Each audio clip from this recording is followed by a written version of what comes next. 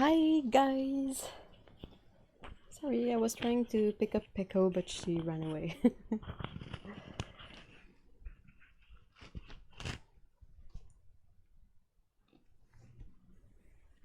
This should be working now though.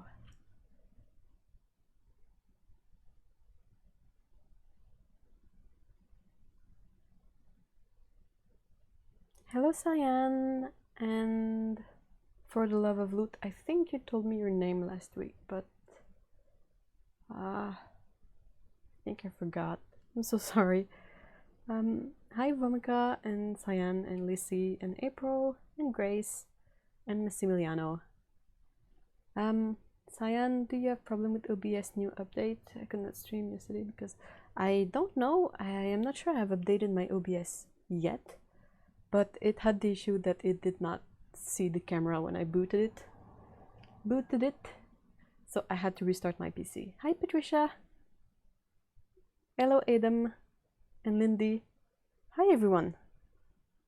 I hope you're all doing well. Hi Paula.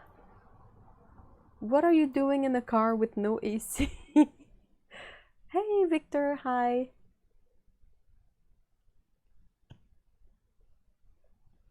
Look, look! Long sleeves! Yay! Finally, and I'm wearing pants instead of shorts. I'm so happy.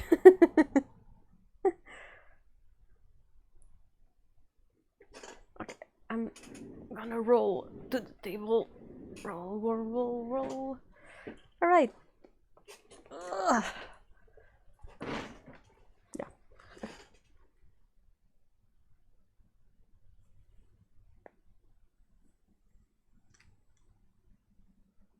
So, last Saturday. Yay, Patricia! I'm so glad we can finally enjoy long pants and sleeves. Yeah, the wind is cool, and it must be like, what, like 18-20 degrees today with a lot of wind, and it's a cool wind. Makes me really happy. There was a bit of rain too. It's finally some kind of respite from this disgusting summer. Like, we barely get any of my favorite seasons around here. Fall and spring are really short and brief.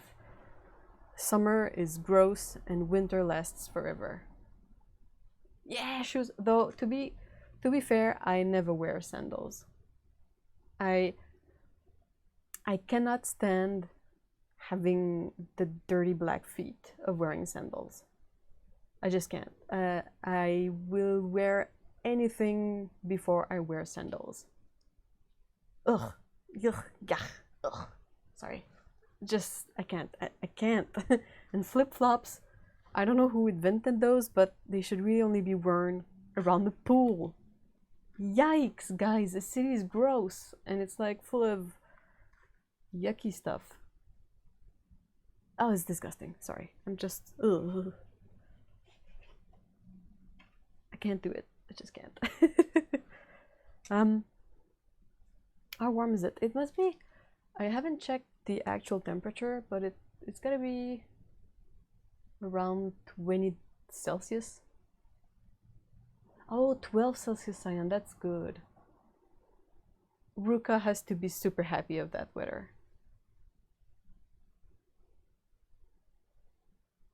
Oh, in Maine, I love Maine. Are you in Maine, April?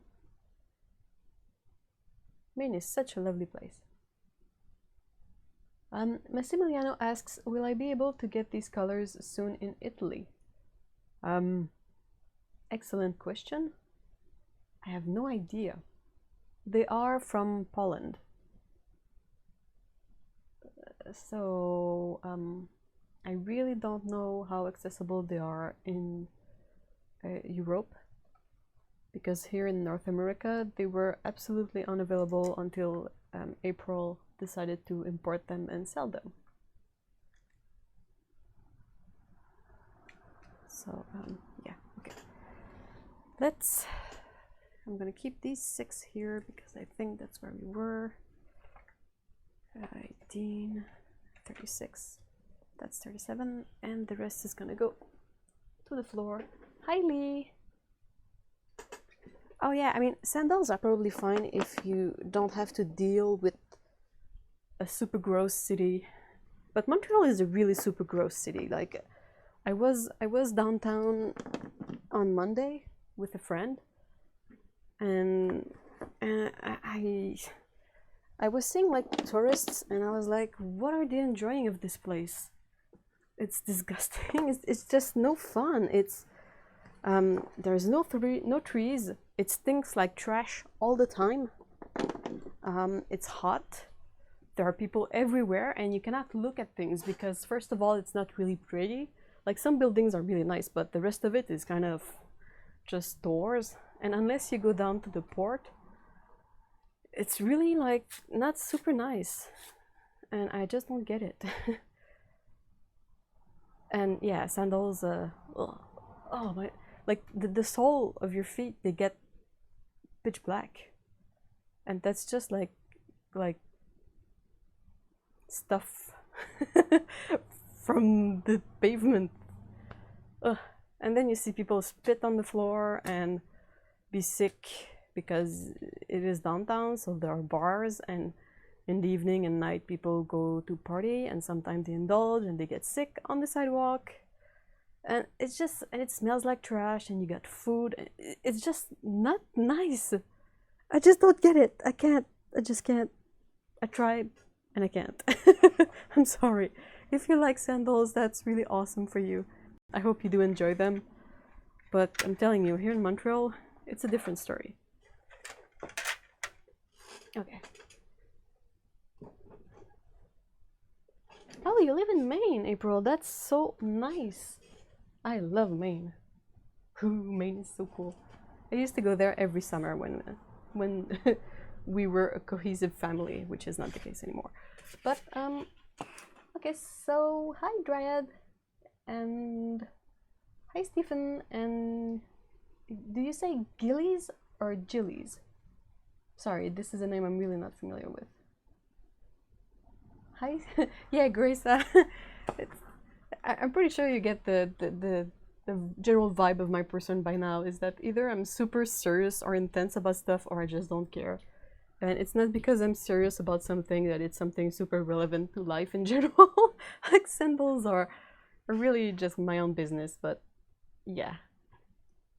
Oh yeah, exactly, Patricia. Like, I went to Toronto, and even if Toronto is a bit better than Montreal, it's the same feel of, like, it's kind of a hub of stores and people going about, and it's not a place you go for like leisure or fun. So it's super efficient, and as such, it's not super clean.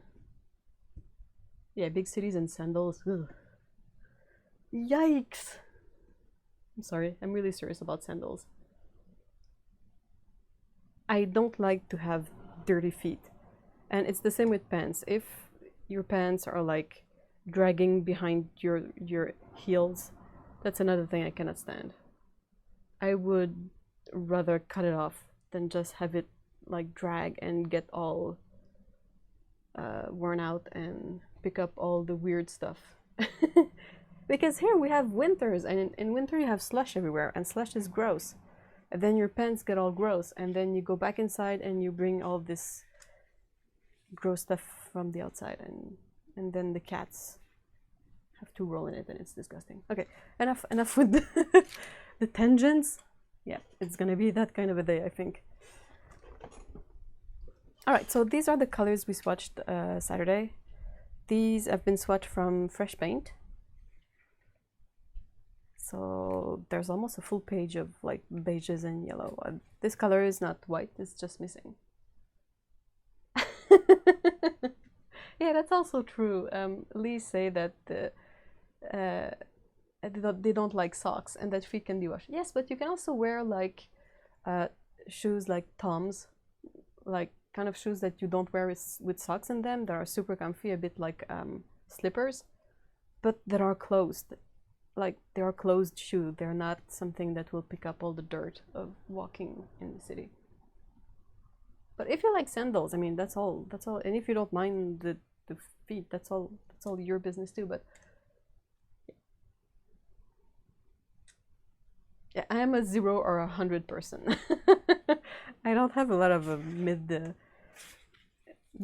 middle situation. Waterloo is all goose poop on sidewalks. Ugh, not great. Not great. Well, it's still better than dog poop, though, isn't it? Like, dog poop is the worst. My favorite regarding dog poop is, you know, the fact that in the recent years the little poopy bags became a thing, because when I was young we didn't have that, and it's still very useful for cats because you can clean up the litter and put the stuff in the bag and throw it away. But my favorite part of the poopy bags is that now you see people, instead of just letting the dog poop on some grass somewhere, they will pick up the poop, but they will leave the bag with the poop in it in the same exact spot, so it's basically pointless. So I'm like, what? Okay, sorry. Catching up on the chat. I like socks. I'm always wearing socks. I don't like to be barefoot because it's kind of humid a lot in Montreal, and it gets not tacky, like really sticky, but I don't like the feel of my feet on the floor. Oh, Paula, no. Paula says that even worse is people in hospital scrubs with an inch of their pants dragging all through the hospital germs. Ugh! Yuck! Eek! Nope. Just not. I would have sewn like elastics in all my pants, because like the fact that the pants are like wide and slack is a recipe to trip, because I've experienced it more than once, and I kind of sew elastic in everything that is too long or too wide because I know I will trip. Okay, so basically what I wanted to show here is how these dots have dried in the pan. Well, these are the palettes I use, but it's kind of interesting because they all dried with a very intense sheen. You can, I hope you can see, but they're all super shiny. And they're a bit tacky because they use honey in these paints, so that would be why. But it like I can press on it and I don't pick up any color, unlike something like M. Graham. So I think that's interesting. They've all dried like similarly with the shine and the slight tackiness. So yeah, onward with the swatches. So if you weren't there last time, I will just quickly recap how I'm proceeding. I have these charts that I made to swatch every color, and they are unlabeled, so I label them as I go with name, number, and pigment composition. The tubes have all the infos you might need, like opacity, staining, and light fastness, but these are not exactly informations that I need to have handy. Pigment is super useful for me when I compare brands, and the name and the number of the color, so I can quickly reference it with the stash. So that's the thing. What else? I go through these in batches of 6 because a row is 6 colors. And yeah, the black stripe is to see about opacity. And yep, unless you have any questions about the setup, I'm gonna start painting the swatches.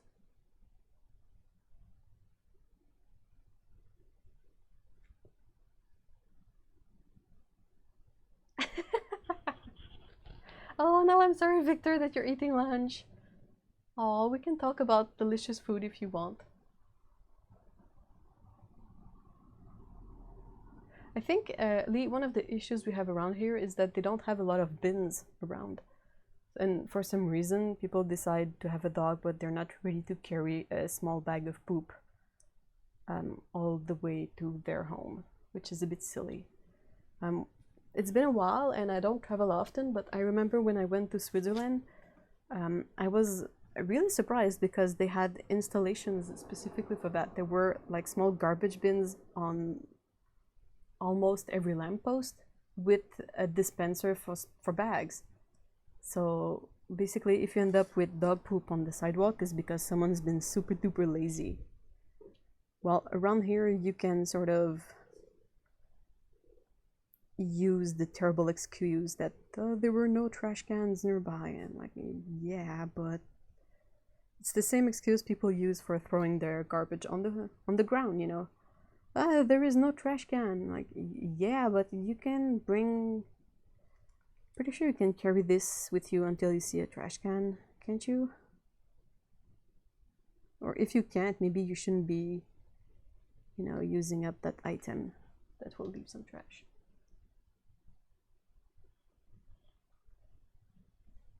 Like, what actually baffles me is when I see clean cities.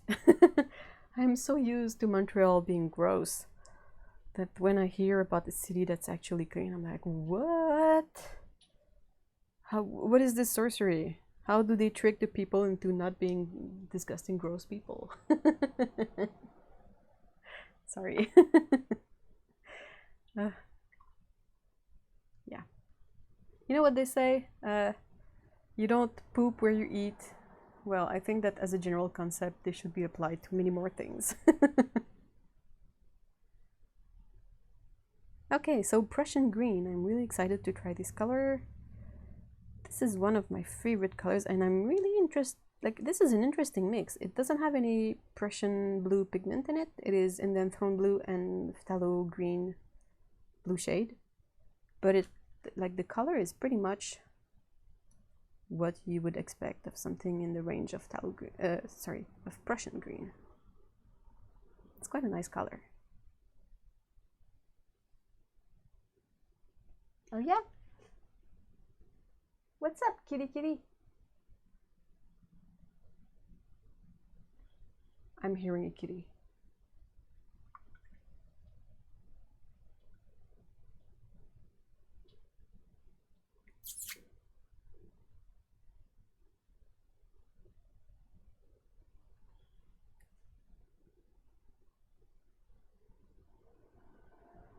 Yeah, it's similar here, Grace. We have trash cans at bus stops and parks, but like there are so many bus stops, and like perhaps in the winter, because of the snow, they remove the trash cans in the winter. Otherwise, the snow plows would tear through them. But then again, I mean, it's the same kind of what is going on moment than when you see someone spit inside a bus, especially in the winter. Like, and when everybody has a cold and you see someone splat a big anyway, something really gross on the floor of the bus, and I'm like, well, I mean, it's disgusting when it's outside, but inside the bus there's just no word for it. It's just, what? Who raised you, son? Who raised you? Or lady, I mean. Yeah. Hi, May. Hi, Melissa. And Sam.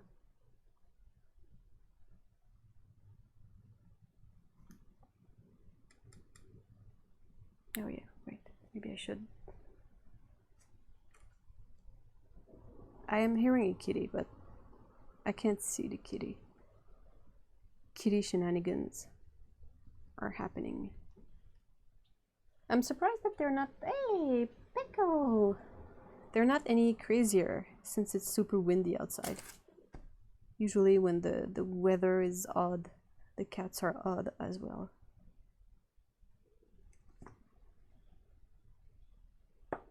Hold on.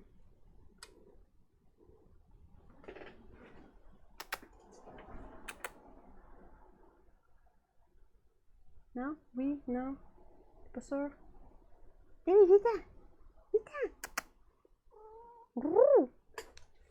Ugh. Okay, she ran away.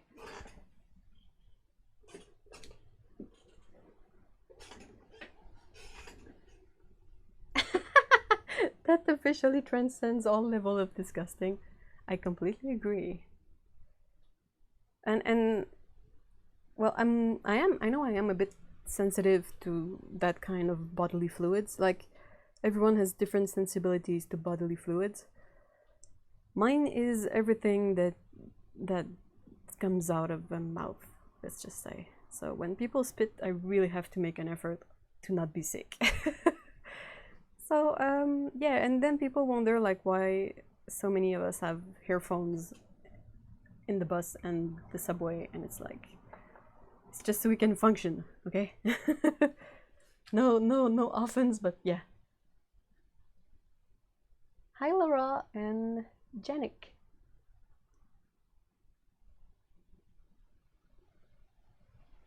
Okay, so this Helio turquoise is often the color we have as phthalo turquoise around here, because it's phthalo blue green shade and phthalo green blue shade.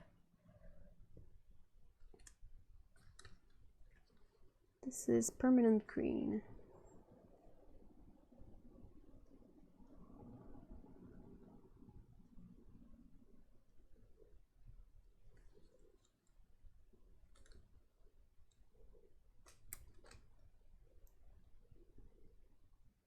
Two pigments, PY 150 and PG7.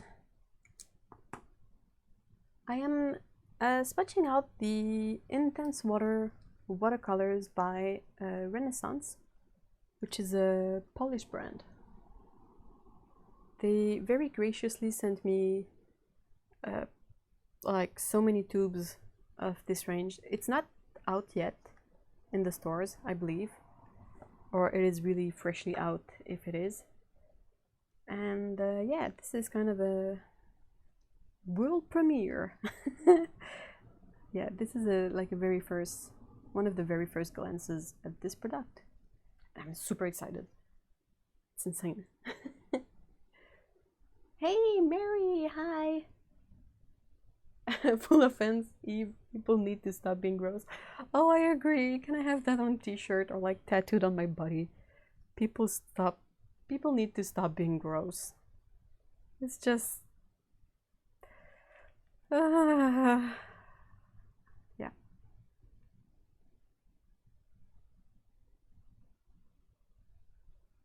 I have a couple of really disgusting stories about commuting in Montreal.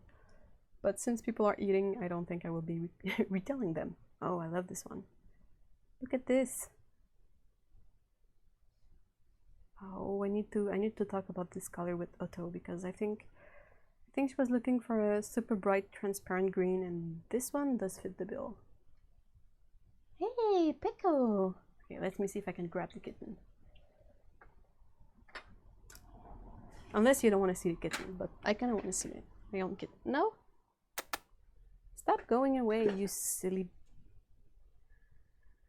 Okay, hold on.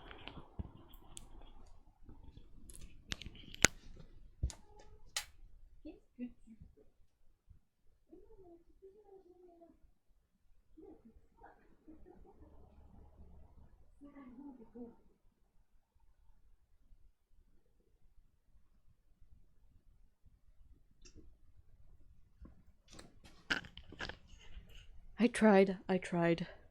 But basically all she does is like, she walks a tiny bit faster than me and she hides under the bed. And I'm like, well, I can't pet you if you're under the bed, you silly kitty. Silly kitty. Oh, you bought the first Renaissance tubes in June, Dryad. That's really good to know. It is on their website. Oh, awesome, awesome. Like, they sent me the paints, but I forgot. Maybe I should have done my research a bit more. But yeah, there were like no pamphlets or info. There is the catalog, but the catalog doesn't have catalog. Yeah, the catalog doesn't have the tubes in it. So I was a bit confused about that.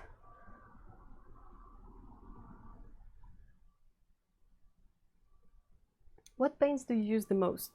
Any paint. All the paints. Watercolor I use the most? Yeah. The only way I can answer this question is to say that I use watercolor the most. So because of Jared from Jared Loves to Draw, I have bought oils. and I will eventually try them when the weather is a bit more like it is today, because today is perfect. But yeah, sap green.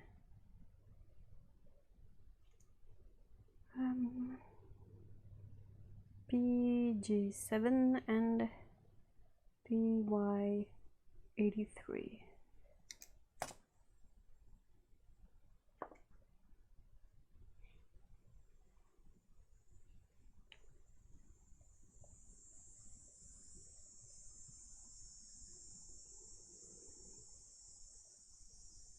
Thank you so much for the link to the website, Grace.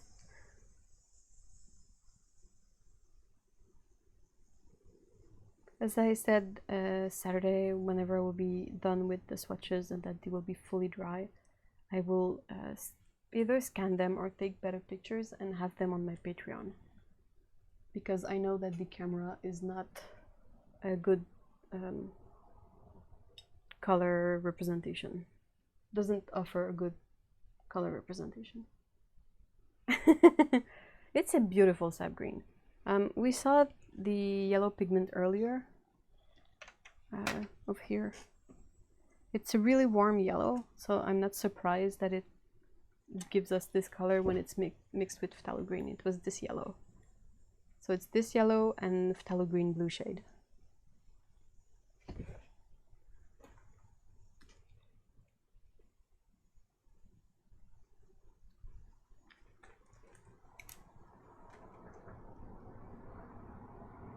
So here we have cobalt, green, pale. It's PG50.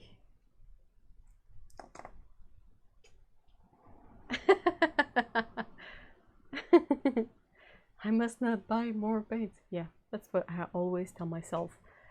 But then there's like, hey, look at this 20% off sale on Jackson's. And I'm like, oh, yikes. All right. I give up. Oh, and speaking of Jackson's, I got this. I had ordered it like months ago, like literally in May. Yeah, the 25th of May. So May, June, July, August. So basically 3 months.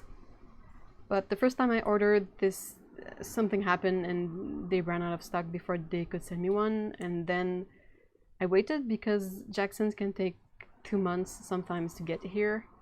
So I waited and then I wrote to them and was like, hey, it's been like 2 months and it's not here. And they were like, oh, we haven't sent it yet. There was a problem. We will send it again when it's in stock. I had to wait for it to be in stock again, and then it was in stock again, and then they sent it out. So these are the limited edition gold pearl metallics. I didn't get the colors, like the pearlescent colors, because I kind of have the fine tech range and felt like it perhaps was a bit redundant. Like I'm pretty sure I can use a silver, like a schminke silver, and any color, any transparent color, I'm gonna get the same result as the pearl colors, but I wanted the gold ones. So there, that's it. Speaking of more paint.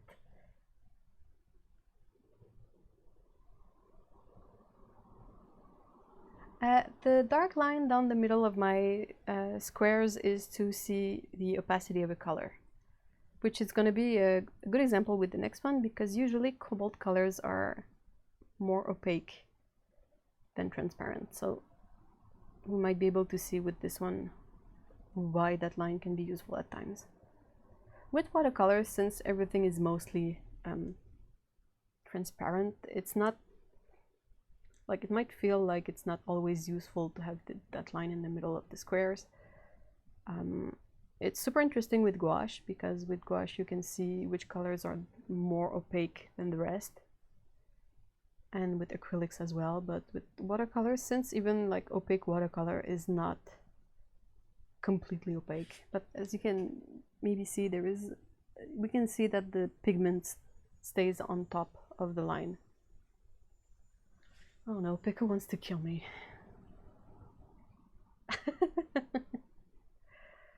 I'm gonna have to quickly go clean up her mess.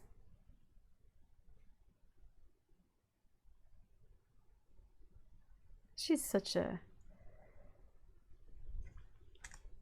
she's a really annoying kitty. Super cute, but there's always something going on with Pico. So our next color, phthalo green, PG7, so blue shade, because you have a yellow shade as well. Oh, she's here. That was fast. Okay, hold on. I really gotta go clean up her mess because it's gonna really stink up the place.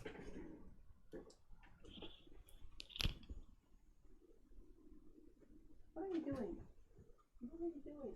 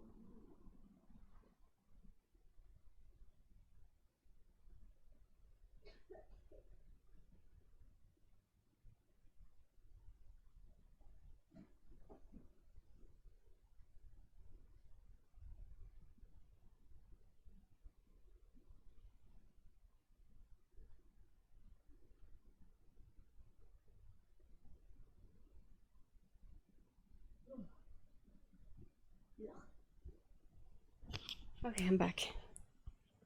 That was gross.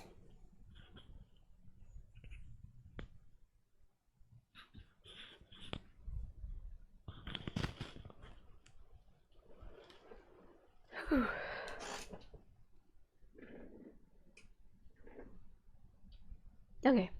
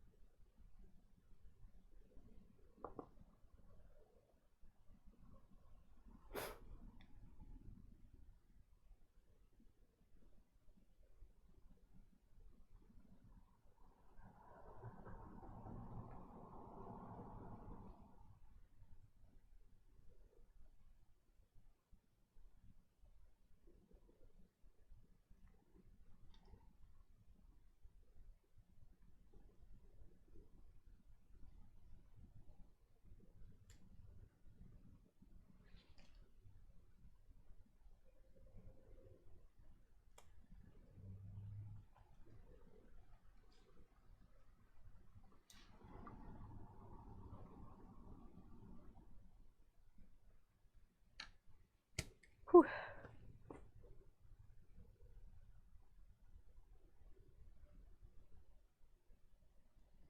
Oh no! Ruka the Destroyer. Oh no! How did he manage to break? I can understand that a pup will ruin shoes, but the bed sheets? How did he manage to ruin the bed sheets?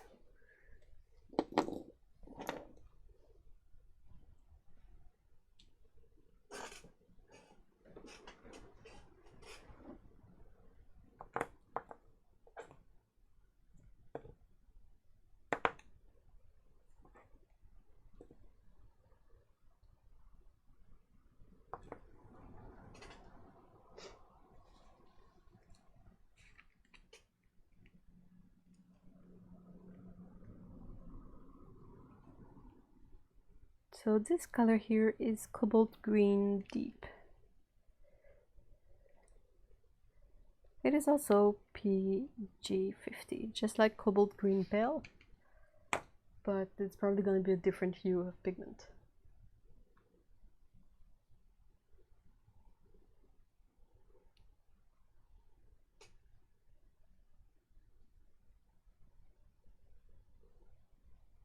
seems to be a cooler color.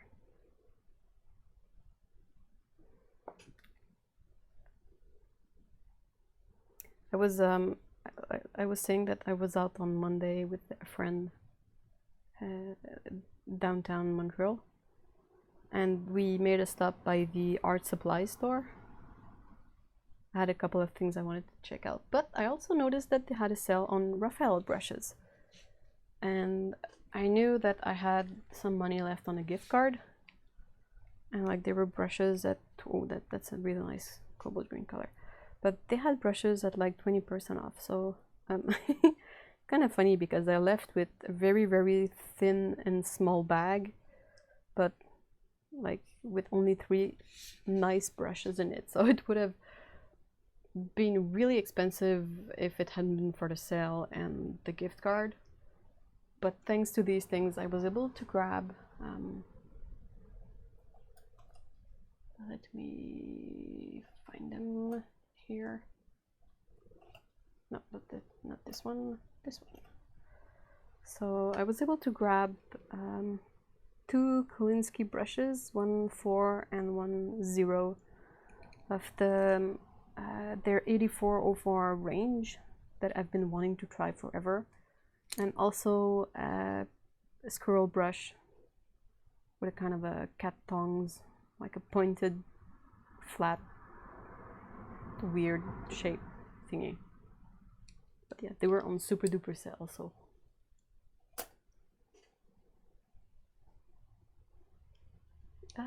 Alright, question, is there any good way to remove latex masks? Is that like masking fluid?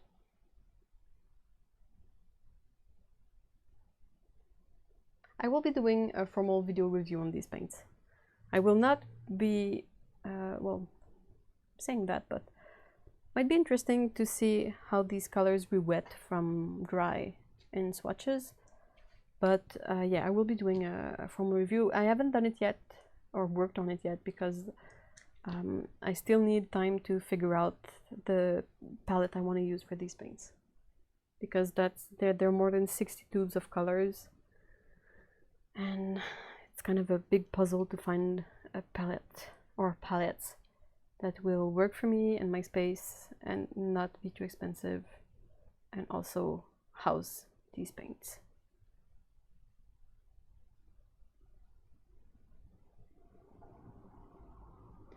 Too thin masking fluid. Yeah, you can try to put some more on top. Rubber cement pickup tool might work. If you don't have a rubber cement pickup tool, if you still have the nub of all the other rubber cement you removed, or the other masking fluid you removed, like sometimes you can become like a ball of it, you can try rubbing that over the thin area.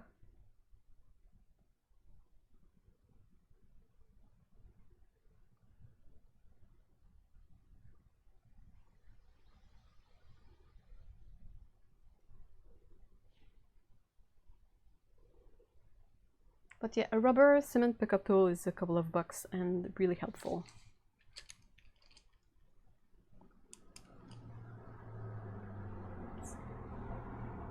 Chromium oxide green, one of those colors that people either love or really dislike.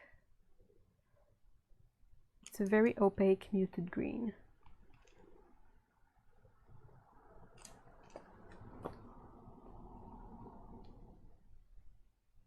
Yeah, it's like an eraser. I have one, but it's been kind of cut up a bit because I cut off pieces of it. If I can find it. What's up?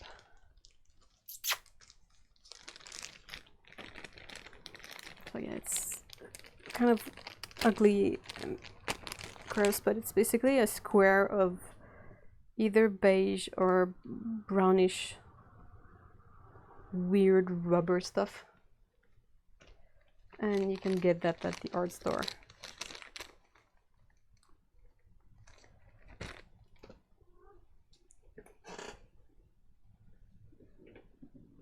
My kitten is being super silly.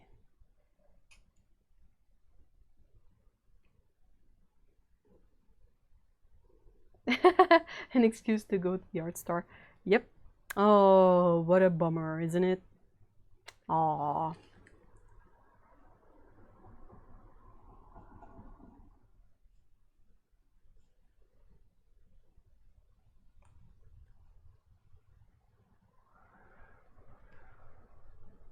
Super windy today. I like it.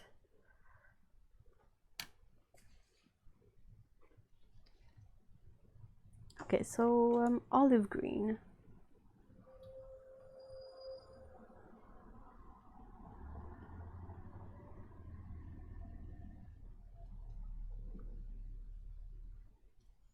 It's made from phthalo green and orange. And it's a truck.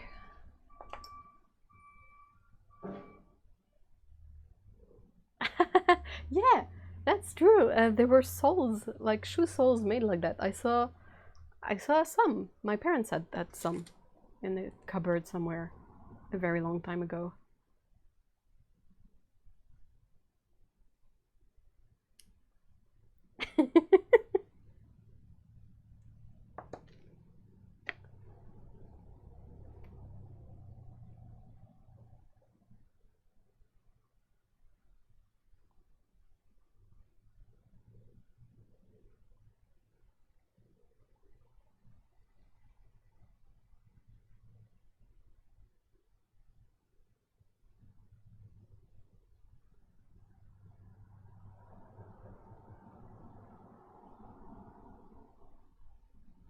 Yeah, online shopping is pretty awesome. I agree.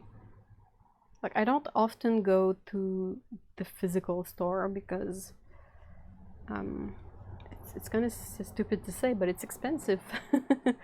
Like, if I decide to commute to the stores, there are no stores really near me. They're all like either in the big shopping centers or downtown. So I have to commute, and it costs like quite a bunch of money to commute out of where I am. And then it costs a bunch of money in time as well. So I often just order online. Besides online, they are sure to have what I need. Sometimes you go to the physical store and they are out of the thing you want, which is really annoying.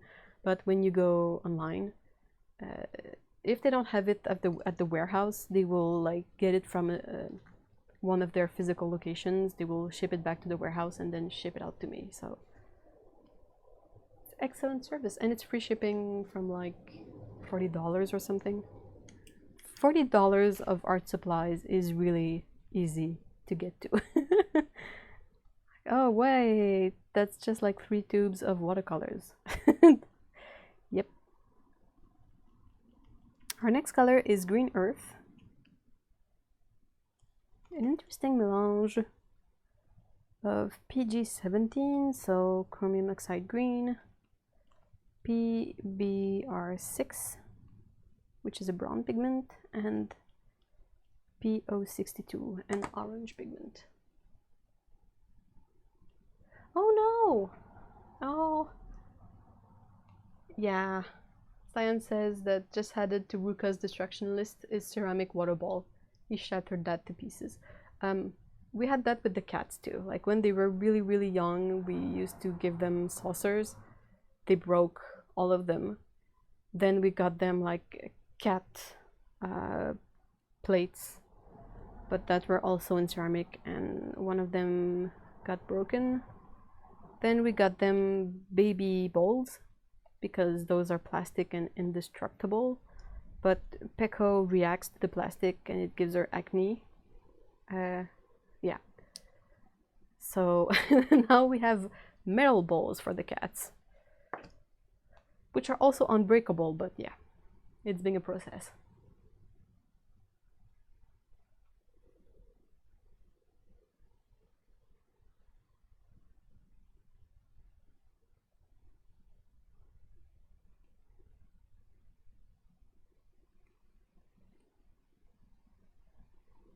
I don't know why they offer like ceramic plates and bowls for pets, because that's really a recipe for disaster, or to make sure you're gonna have to buy another one like very shortly.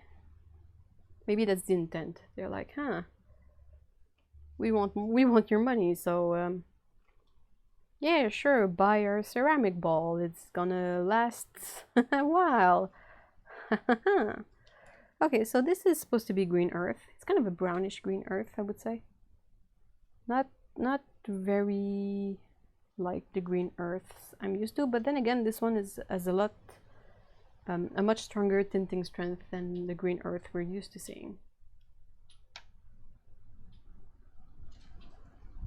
Wind!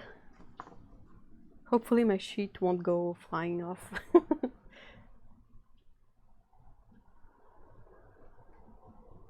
Yeah, that's why I use stainless steel bowls for both the cat and dog, Grace says. I completely agree. That's where we are at too. Though, stupidly enough, when we bought the plates, I call them plates because for cats you're better off with something that is shallow than something that is deep, so it looks a bit more like a plate. But anyway, with the cat's plates, we have had the metal ones quite recently. And there are two things that are pretty great with metal plates for cat foods, is that when they are brand new, they're super reflective, so you get really nice view when the cats decide to eat.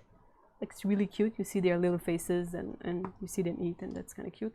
But also the company that made them, like, the plates look really nicely made, but they put stickers in the plate at the bottom. And it was the most unremovable stickers I have ever seen. Unbelievable. It took me an hour of scrubbing the plates to get the stickers off, and it left this like black gooey residue everywhere, and I didn't have any glue gun then. So I had to like scrub like a mad person and swear a lot. There were a lot of swearing. I'm like, why? Why make this a removable sticker? What is wrong with you people? As if I'm gonna keep the sticker in the plate and put food on top. What is wrong with these guys? Ugh. Sorry, I had to reposition my butt.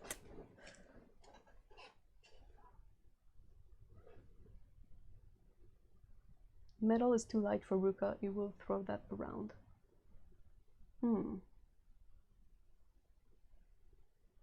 That's problematic.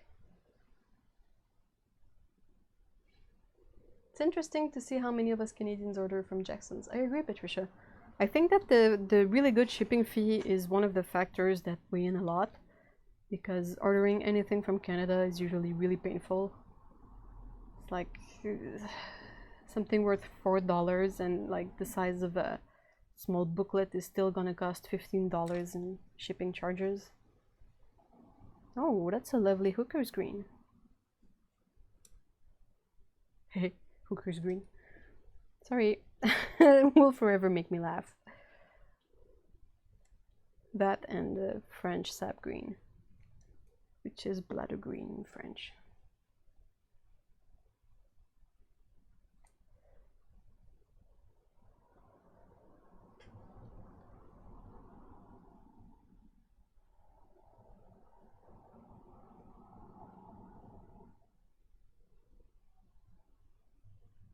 Yeah, shipping from Jackson is always insanely cheap. It's just like a couple of dollars, unless you're ordering something really big. Like, even then, I've ordered like a really big box set of like a big splurge, say the Shinhan Pass set, and it was free shipping. And I'm like, well, okay, I'll take it. You won't see any complaining from me. Of course I will take it. But something like that, if I had ordered from the US, would have cost me like $40 shipping, because it's super heavy and big. So I don't know how they do it, but Jackson's is magic. Next color is golden green. Whoa, that's a lot of pigments. Okay, hold on. There's a yellow pigment, there's a green one, there's another yellow pigment. and a third yellow pigment, and a brown pigment. Holy moly, that's a lot of pigments. But as I was saying, it really doesn't matter.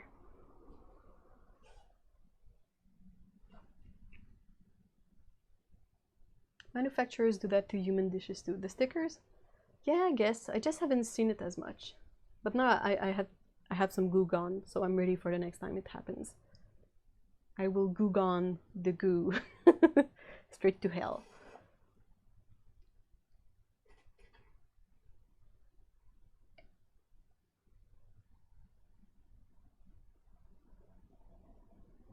Oop.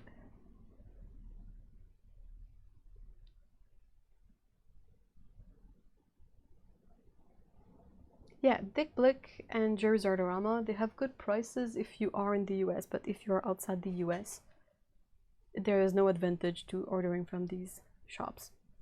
There's really no advantage. It's super expensive. Sticker on pears. Oh, I agree. You always peel off the skin of the pear if the pear is ripe. Though, mind you, that's a good way of seeing if a pear is ripe. If you try to remove the sticker and the skin follows, your pear is good to go. Pears are delicious.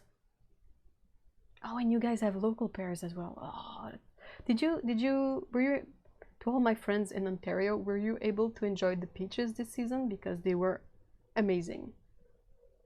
Like, I was able to get a good 3 weeks straight of awesome peaches, which doesn't happen that often. I ate so many peaches and I am so happy. It's one of my favorite fruits, and it's only good like at the end of the summer when it's the local peaches from Ontario. The year-round peaches are never ripe, never good, and anything else is just so sad.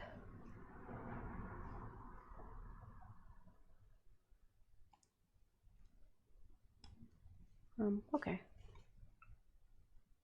Oh, peach heaven. I'm so glad.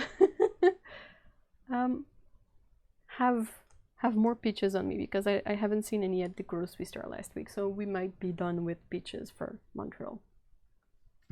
But yeah. I always remove the sticker and then wash the pear. And then eat the pear. Oh no, Cyan, you're allergic to peaches? Oh, that's so sad. Well, then again, if you don't like peaches, you're not missing out on much, but from my perspective of really liking peaches, the idea of not being able to eat them anymore is kind of a really startling notion. I like peaches in season, because you pay like what, $5 and you got 15 peaches in there, 12. It's gonna be apples soon, and I'm excited for apples as well, but it's much, I find it trickier to buy good apples than good peaches.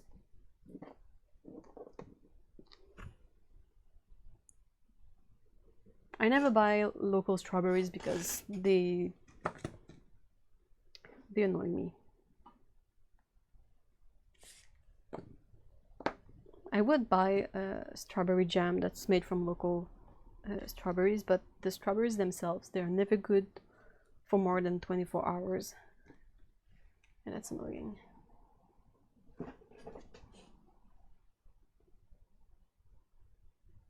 Ah, peach tart, peach jams, I'm so envious. Oh, strawberries. I hope so. I know that when I went to the grocery stores Saturday, they were all out of peaches. There was nothing.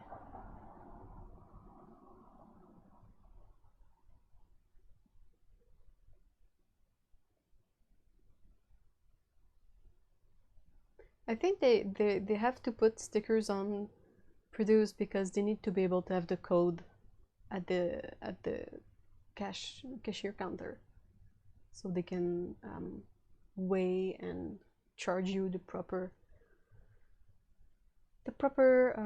price for the stuff. I love plum applesauce. Like you cook plums and apples together when they're in season, and it becomes really delicious.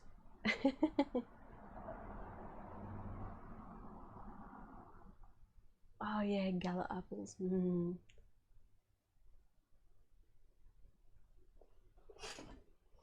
Summer is great for the fruits, but that's about it. For everything else, especially the weather. Though I guess that the one of the silver linings of this dreadful hot summer is that since it was warm and dry, maybe the fruits ripened better and grew better on the trees. Like, you know, some years it rains too much and everything is like the fruits, they get too full of water and they don't taste as good. Well, that's definitely not this summer. Oh, it is divine. I love plum applesauce. It's one of my favorite things to cook. And I usually don't add any sugar in it because I figured that if it lacks sugar, you can always add some, like honey or maple syrup, but like it's easier to add than to remove sugar, and you never know with the fruits if once cooked they're gonna be sweet enough.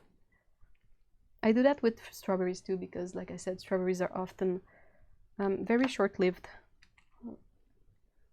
Like they grow mold and they get bad really fast, like insanely fast.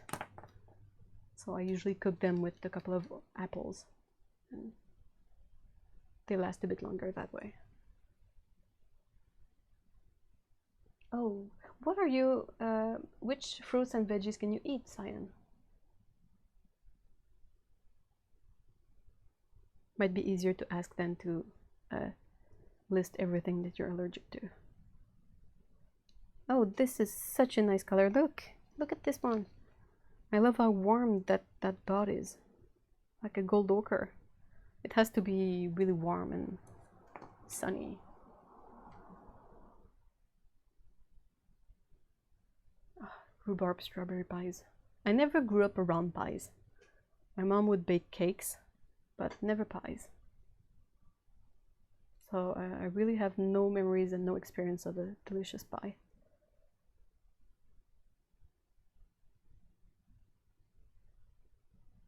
The only pies I've eaten were like, you know, the ones you might get in a cafe or something that are cold and the dough is not crispy anymore. So I don't feel like this is a proper experience of pies. Dean would be really not proud of me. I am so sorry, Dean.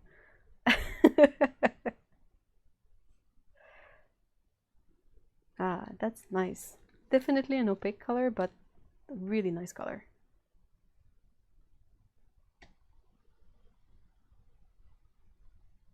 Ah, thank you so much, Rose. That's so kind. Pictures are always on the EWG 30,000 list. Yeah, I guess. But I mean, I don't really. I try to buy organic things for what is kind of like what you're gonna eat the skin of, like perhaps cucumbers and peppers. The only exception I make to that is when it's local stuff. Like I much prefer to have Canadian cucumbers than organic cucumbers from Mexico because they've traveled a lot less. Same for the peaches. If it's peaches from Ontario, I really don't care. I will buy the peaches out of Ontario always and eat them and be happy because they are incredible. But like outside of the Ontario peaches season, I don't really buy peach the rest of the year. I might buy frozen ones, but that's it. Oh, thank you guys so much, May and Rose. That's so nice.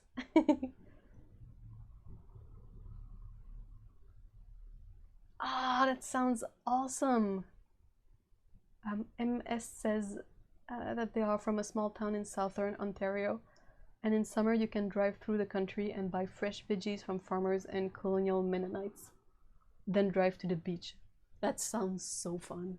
That sounds perfect. It's gonna be corn season too. Ah, I'm excited for that. Corn on the cob. We have really delicious corn in Quebec.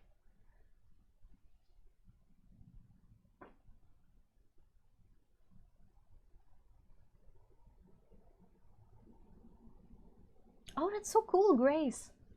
Grace saying that they just started doing a subscription produce box that does local ugly produce. I love it so much. Yes, give us all the ugly stuff. Especially at this time of year, it's gonna be like soup season and pie season and sauce season, like applesauce. So who cares that something is a bit ugly? It's gonna be cooked and cut up. Oh, I love these initiatives. That makes me so happy.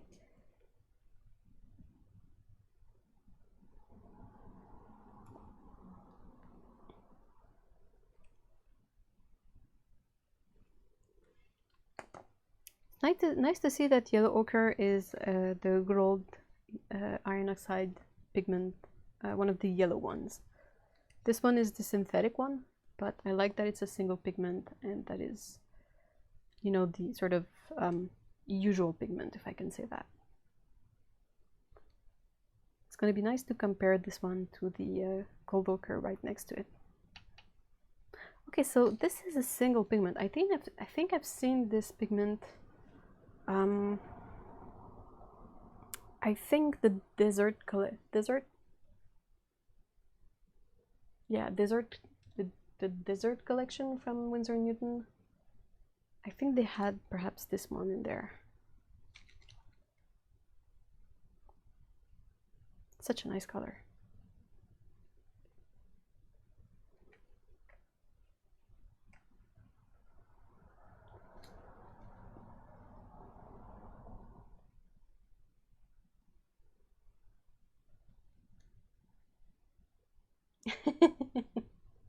A crate of peaches.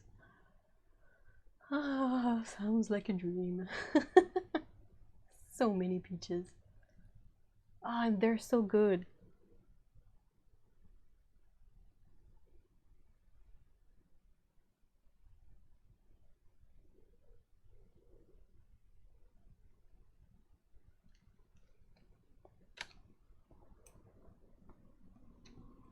And then we have raw sienna. That's going to be a really interesting trio of colors to compare, because yellow ochre and raw sienna are often really similar in hue. Often there's a difference in opacity and pigment. Raw sienna is a brown pigment. So far I am really impressed by this, because you know, when you sort of get around to the earth colors and earth pigments and you make your own paints and you get really more obsessed with the pigments that compose these paints, you notice a lot of discrepancies. Like raw sienna and burnt sienna is not always the same pigment, when it technically should be, because one is the pigment that has been cooked, if I can say that. But often they will have a yellow pigment for raw sienna and a brown pigment for burnt sienna, and you're like, okay, if your goal is only the final color, like, I don't mind whichever pigment you choose to get to the hue you want, but in terms of the logic of the science behind the colors and the naming convention of all of this, I'm really impressed that they use a brown pigment for raw sienna.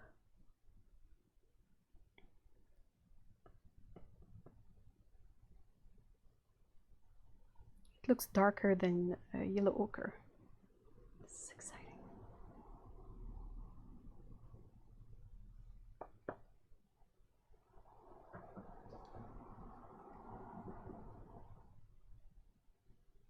Yeah, corn season is great.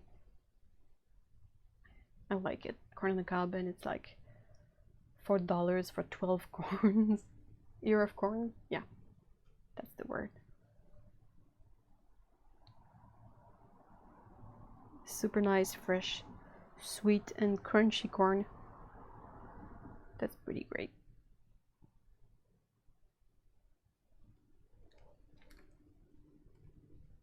The raw sienna looks to be like really transparent. It's perhaps a bit lighter and less strong than the other colors, but it's really, really transparent. And it's a really nice hue.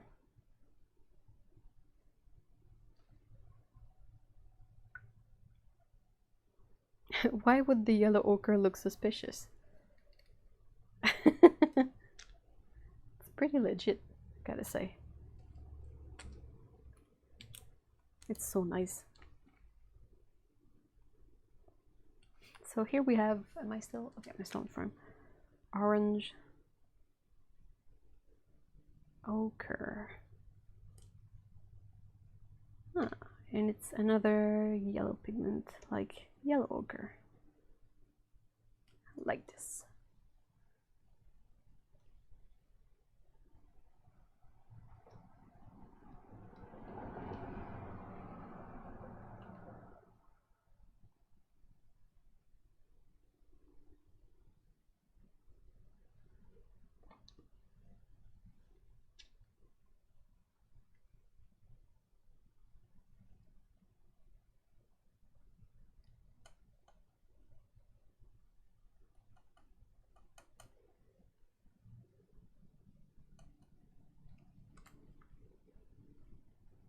This reminds me a bit of Mars orange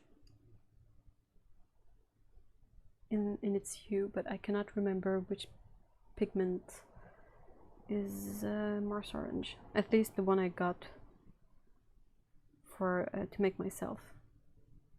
I wonder if it's a yellow pigment like this one. Hi Fiona. Okay, hold on.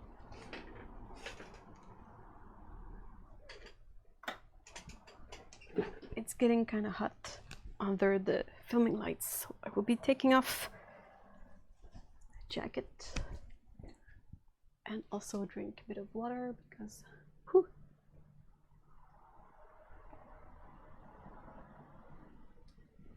All right.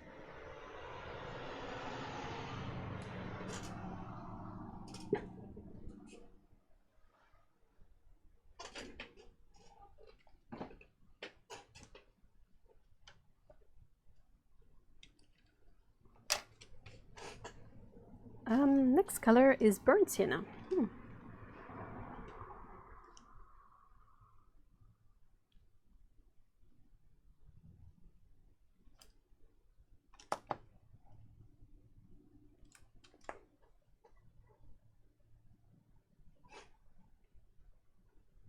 Hi Cosma.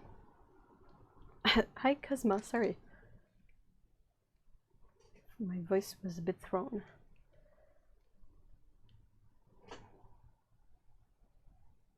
Yeah, the orange ochre is really nice. It's really a super nice color. And I don't feel like it's often the kind of single pigment brown, orangish brown that we have in the sets. Like there's often like a quinacridone burnt scarlet or quinacridone burnt orange, but this, I don't think I've seen it that often. Sorry.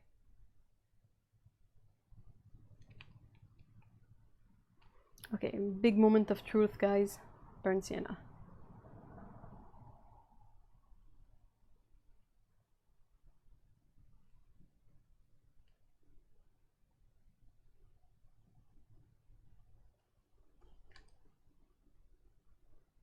It's really light.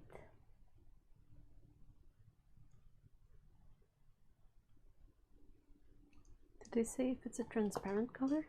Because it's really, it's supposed to be semi-opaque, I think, but it's really, it kind of has a low-ish tinting strength, a bit like raw sienna had, which is consistent with the fact that it's both are sienna pigments.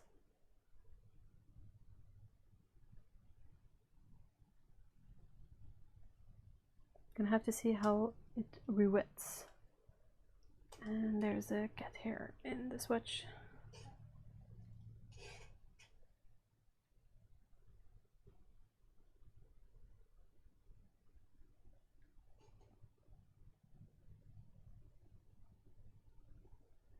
Oh, that's great news, April.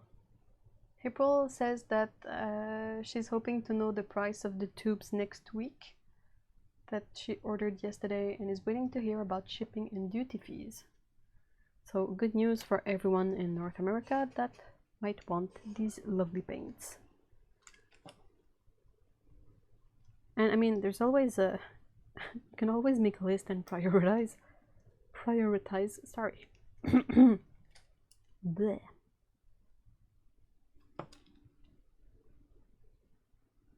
This is one of the reasons I keep putting dots on top of ones.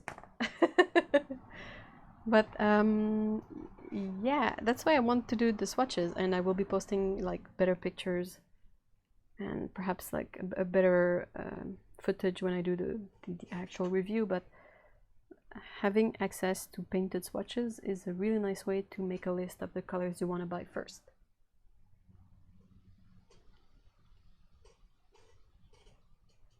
And I really enjoyed doing it, so.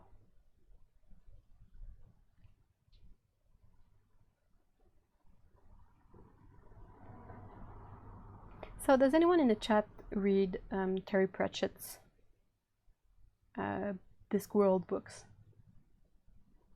I kept thinking when it was super hot that I was like, oh geez, it's been a while, so I might not remember the words properly, but there was it the golems in the trolls? He has a type of characters in the story that are made from stone, and they are usually really dumb, but there's a point where I think one becomes super clever because he's put in the cold, and that allows it to process faster. Anyway, so I felt like the dumb version for most of the summer, like unable to process tasks and do things and really focusing on just like coping up with the weather.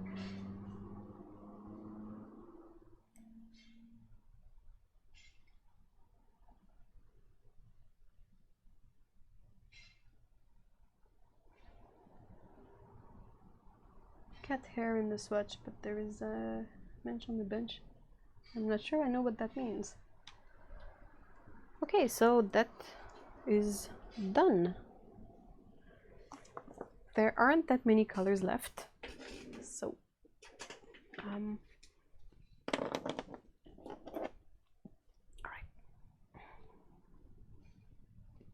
Ooh, I'm really excited to try the Potter's Pink and the Polish Brown.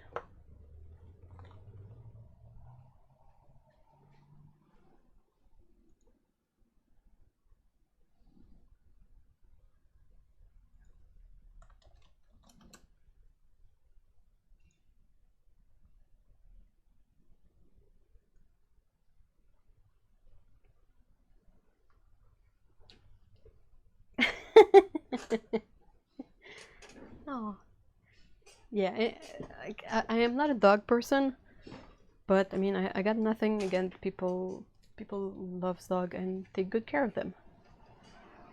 I think the real factor is whether or not someone is able to take good care of their pets, regardless of what the pet is. Like, I'm really not into birds, but yeah. What did you Google, Grace?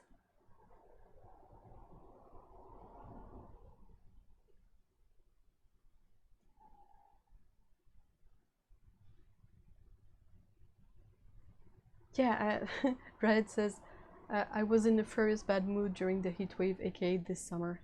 I am with you 100%. It was like so impossible and like so stupid and so hot.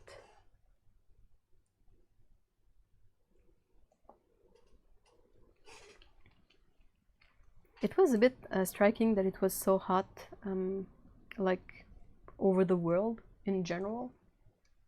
I mean, sometimes you get like heat waves, but they are really localized to a specific area or a specific country. But this year it was like everyone was hot, except Paulo. Poor Paulo. He wanted the heat and was having none of it, and we wanted none of it and we're having all of it.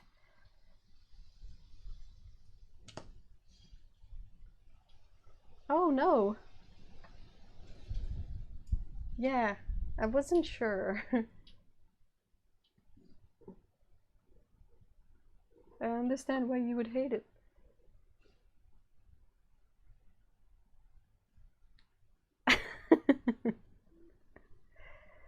Yeah. Be careful what you say, people in this chat. Gotta keep it fun for everyone.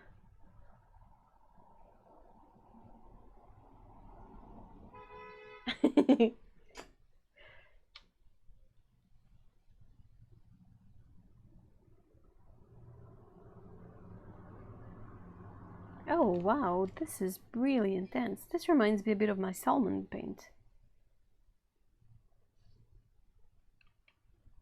Same kind of deep red. I wonder if it's gonna dry as the same kind of color shift when it dries as the salmon color I have. Really makes me laugh that they named the pigment salmon at the shop. I thought it was so funny that I kept it. This is silly, and it also means I can draw a fish on the packaging, which I enjoy. Oh, Patricia, that sounds really not nice. I had forgotten, but yeah, the heat wave was right on cue with the moving season in Canada and Quebec. So people were packing and moving through the most impossible heat. No wonder we had so many people in the hospital. Hi Zoe! Hey, it's been a while.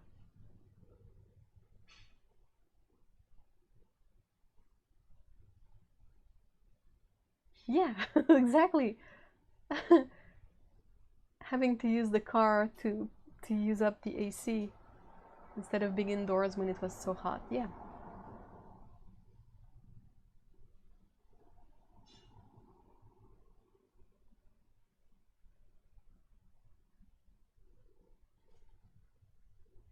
Oh, I love the Mars Bordeaux. It's so nice. Oh, next color is Mars Brown.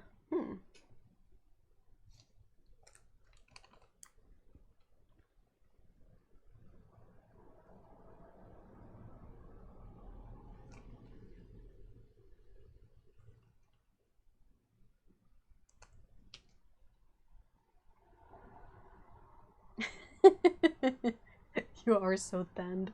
Well, that's a good thing, right? That's the silver lining of the sun and the heat, I guess. If you can tan, you probably have a really nice tan by now. I cannot tan, so yeah.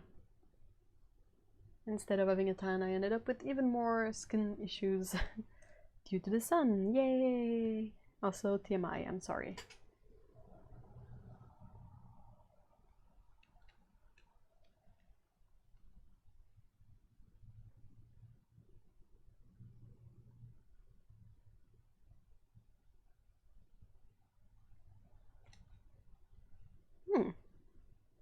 Seems to be a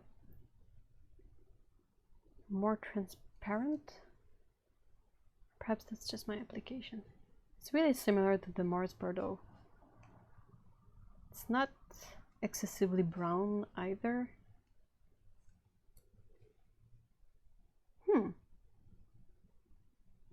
Yeah, they're very similar colors. Okay.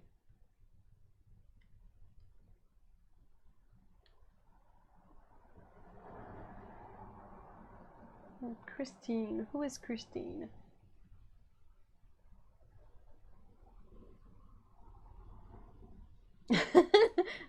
I agree, May. That's really what happened. Should I call you May or May Kristen?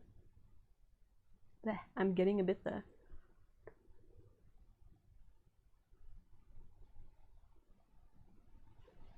Because yeah, it was the same thing. Like it started in early July with like 43 degrees. I think we had one day. It was inane.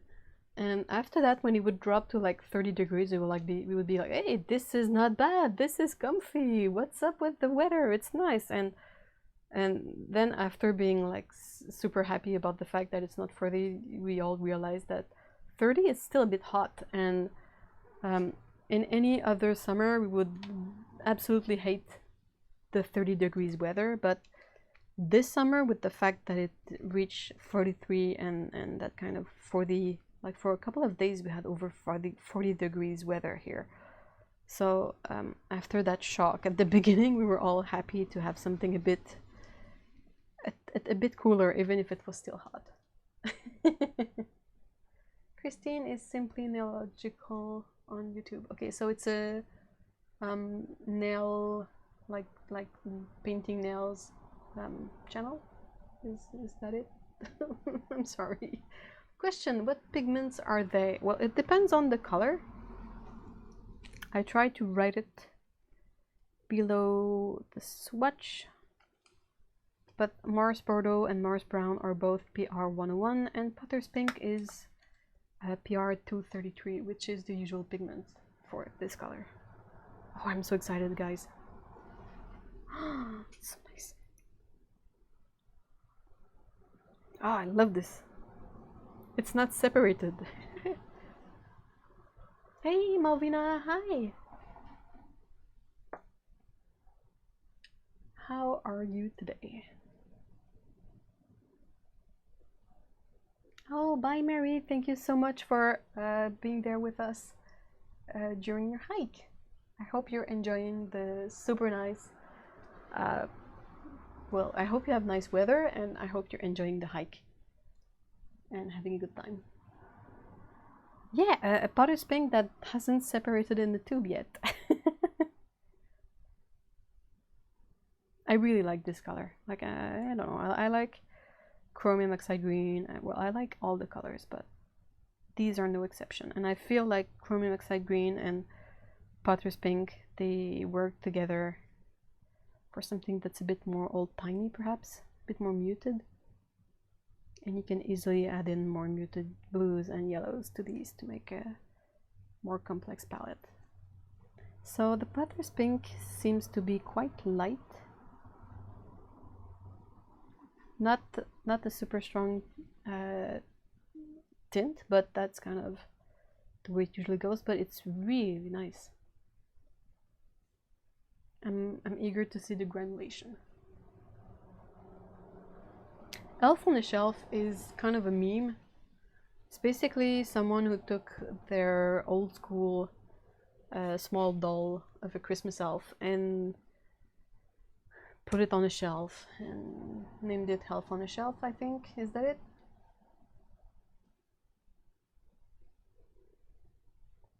And they've put it a bit everywhere, and it's a thing. I don't know if there's a deeper meaning or impact to this.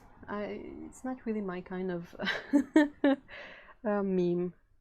Like, I don't really find it funny. The one that I found funny is the one they did with the Woody the Cowboy action figure. Hold on, let me get mine, because this is funny. Well, I find it funny, but it's in this line of action figures that they're all made so that you can possibly switch out parts. Like, you could have a head on another body, and it's kind of a really nice line of toys. But when they first made this Woody the Cowboy doll, they gave him the worst face in terms of the internet. And it's become a thing. It's called Perv Woody, because look at the face. Okay, take off your hat. It's absurd. It's so funny. It's hilarious, and you can move the eyeballs to have him look in different ways. So someone took their Woody the Cowboy doll and put him in many situations where he would look at things with that leery face, and it was so funny. It was so silly, and that became a thing. This is the one meme that I kind of really laughed because it was so silly.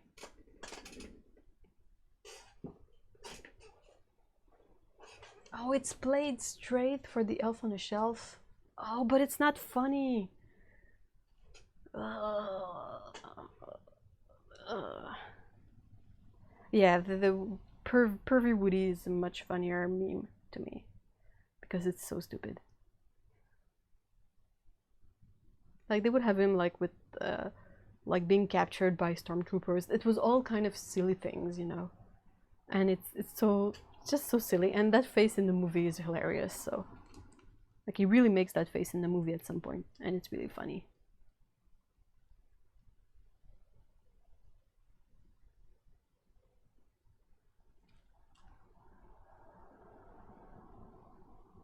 He looks like a alcoholic.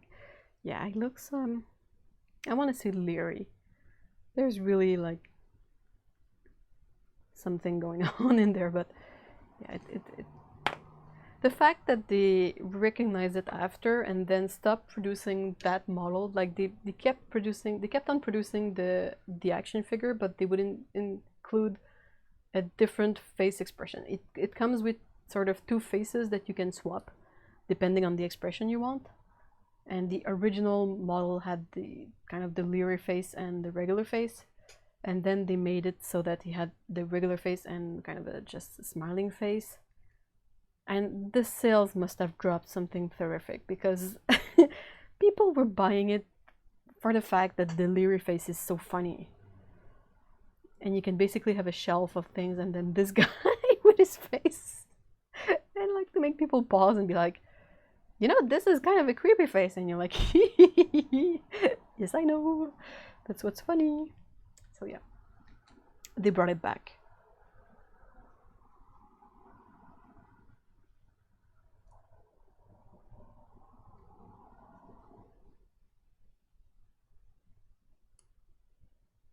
This beautiful brown mother color is PBR25. It's a really nice color. Not all ranges offer it.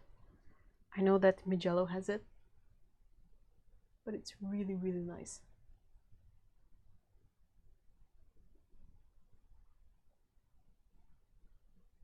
Oh, really? That's interesting. Mallory? Is that... My memory is absolutely useless today, but Mallory says that did you guys know that Tom Hanks' brother is the one who does the voice recordings for the dolls? It's really funny. I love the Toy Story movies.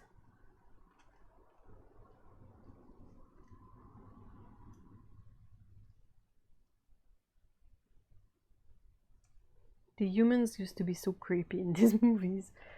They were so bad, the models.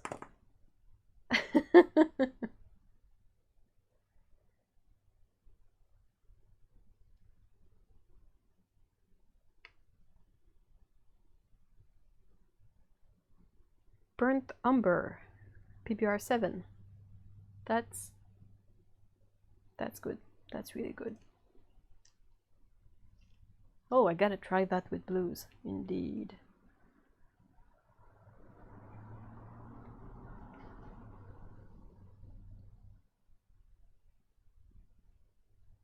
I usually prefer using something like burnt umber to burnt sienna, if only because generally burnt umber has a stronger color than burnt sienna. Though it seems that with these paints, all their PBR7 pigment has the same kind of tinting strength, which is kind of average. Like they are fairly light and transparent colors.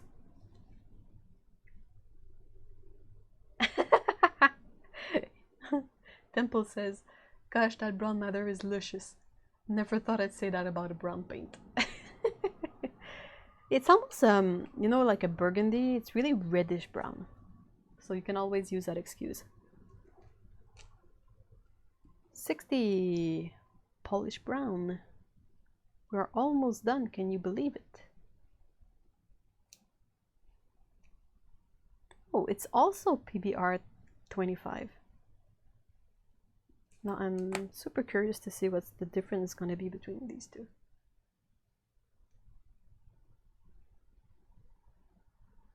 Oh, bye, May. Or May, Kristen. I think I missed your reply. But thank you so much for being there, and have a great walk with the dogs.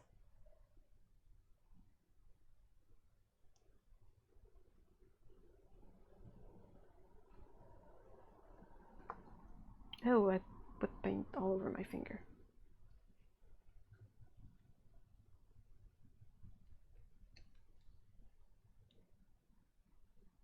Or what was it that I sang last time that was super stupid? It's like, put your paint on my fingers. I cannot sing really well, so I apologize, but yeah. It's not because I can't sing that I will refrain from having fun and do it anyway. Oh, I love this one. What a nice brown color, guys, seriously. I'm trying to get a good mix. I kind of want to mix that with like Indenthrone blue and see what kind of neutrals it would give me. It's not too red, it's not too green, it feels like perfect. And it's strong, strong.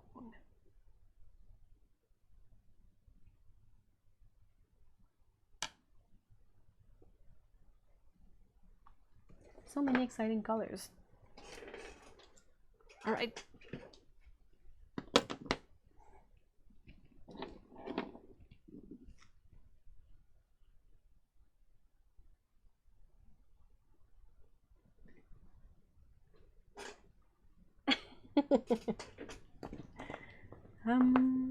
Okay, so here things get a bit weird because I don't have all the colors. So 61, 62, 63, 64, 65, 66, 7, 8, 9, and 70. All right. Oh, thunder, that's so cool. I love thunderstorms. Super excited for more of these. There were so few this summer, mostly because of the sun being there all the time and the heat, but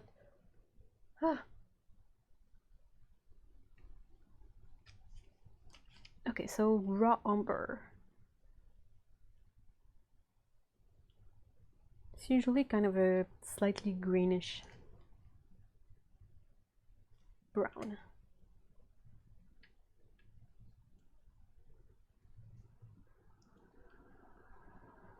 Whoops.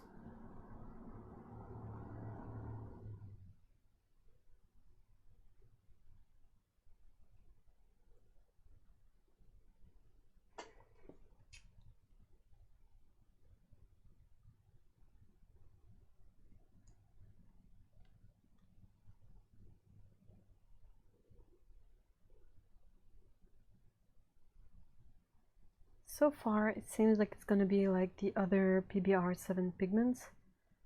So kind of light and transparent.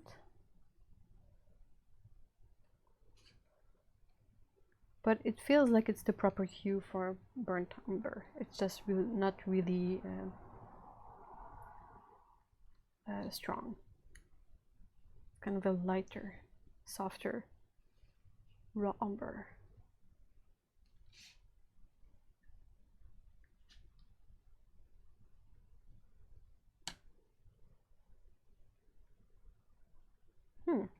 Sepia.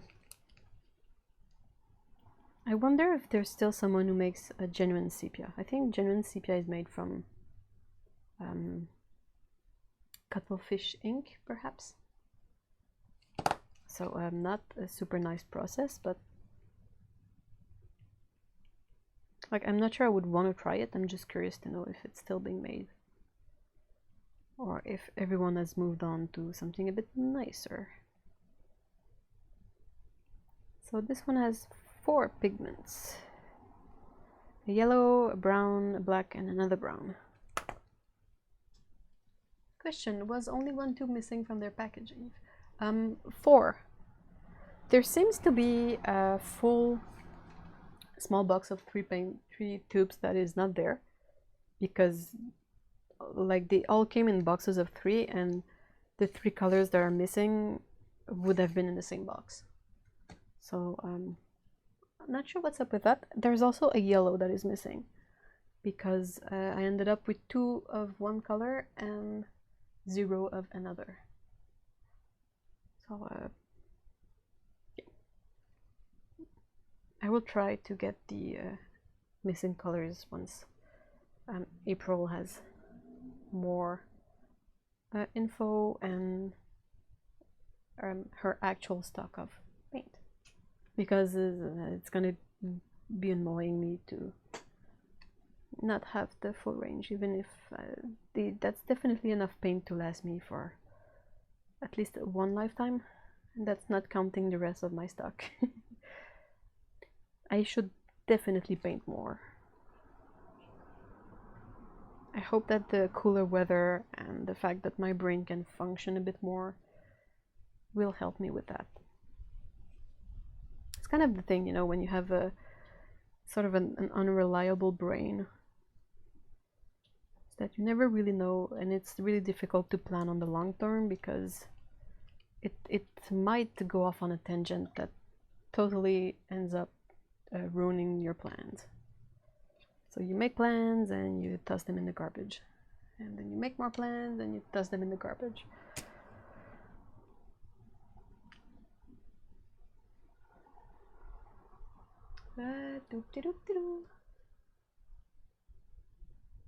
Do you have a photo printer that you use to make your prints? I don't. I go to a local printing place and I make my prints there, since I have a very small, very small runs of pigment prints. Sorry, I would love to make my own prints because that's the kind of thing I like to set up and work and figure out, and you can really print them the way you want. But it's expensive and it requires room for a larger printer, and those are 2 things that are out of my grasp for now: space and money.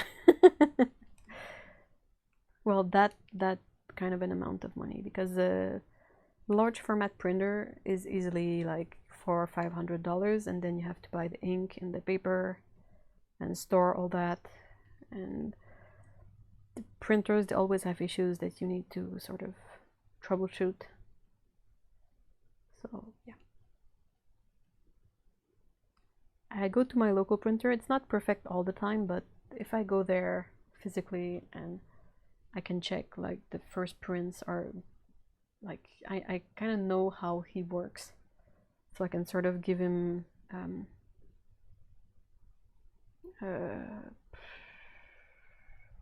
like give him my requirements, and not exactly tell him what to do, but tell him what to do with my prints.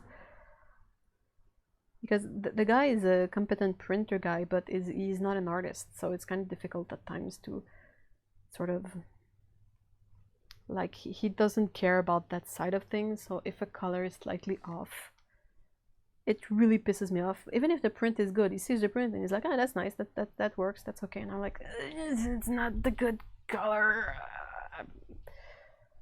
And then he has printed all of them and I have to pay them, and I'm like, ugh. That's annoying. That's really nice Van Dyke brown. I'm only bummed that it's so many pigments. I keep saying that the number of pigment doesn't matter, but I kind of like the magic of saying that a color I like is 1 pigment, because I think that's like amazing. But I don't mind using paints with a billion pigments in them. It really doesn't change anything aside from granulation and opacity.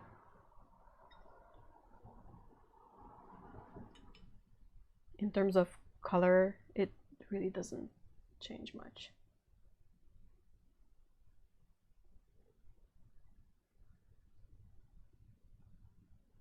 If a cat has 9 lives. I don't think I get it. Sorry. Oh, that's so awesome, Malvina. Thank you so much. We can discuss the details of that and see about how to go about this. Yeah, that's the issue. Like you never know if your body or your brain becomes unreliable. It's really difficult to plan around things. Like I think I'm fortunate in the way my brain is dysfunctional. With medication, it works relatively fine. It never fixes anything, but it works better with medication than without. This is kind of odd. Perylene violet hue. Okay, this is going to be interesting to see. It's a mix of two pigments. But yeah. It's really weird because the brain doesn't really work. And then you feel like it's your fault for not trying hard enough. And then that gives you anxiety, so the brain works even less. And then you believe it's even more your fault because it's you created the anxiety that makes the brain not work. And then you feel like you're not working hard enough, but then when you try to work, it just ends up weird because your brain is sort of not complying with what you're trying to do. And then you see something online, like a painting, and you're like, holy smokes, that is so nice, I'll never be that good. And you feel like a fraud. And yeah, it's basically I'll paint for 9 lives. Oh, I wish I had 9 lives. Really wish I had 9 lives. I'm really curious to see where the world is heading, and I'm kind of bummed that I'll only be able to see that through my lifespan, but that's how it is.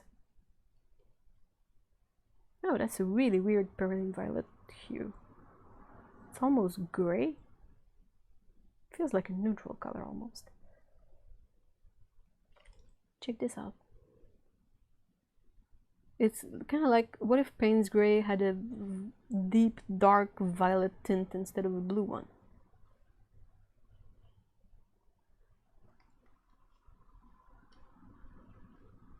Huh. Hey, Lindsay! Wow, this is kind of a surreal moment because usually I'm the one in your streams and you're the one painting. Now it's sort of flipped. How's the cleaning going?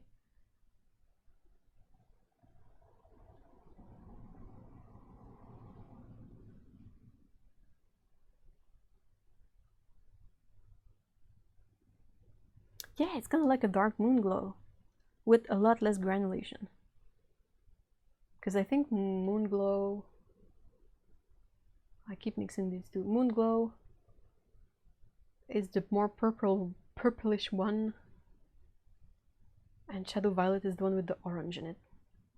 But yeah, it's a really nice color. Not sure why it would be something like perylene violet, because if you hide the name I don't really see it, but I like the color. Okay, what's the next one? Oh, Payne's Gray. Wait, that's supposed to be a 5. Okay.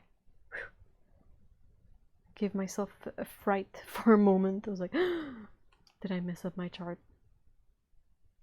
Please no. Okay. BB 29. So ultramarine blue, black pigment. Oops. PBK 9.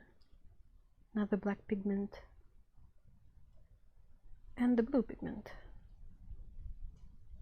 Phthalo blue.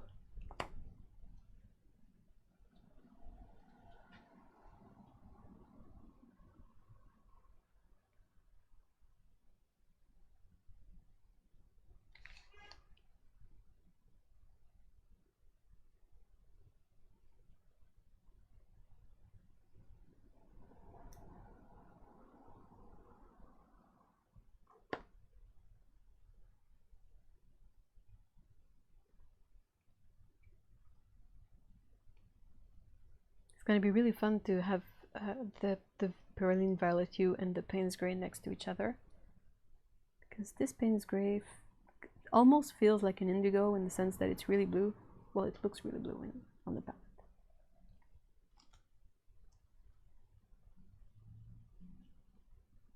Like, it doesn't feel that gray.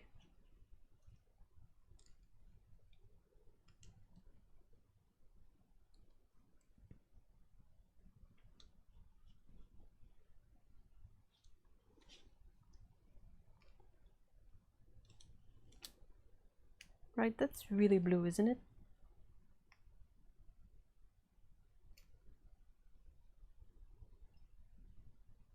That's just straight up blue. It's super lovely. But like, if you take away the names of these two, good luck guessing. Seriously.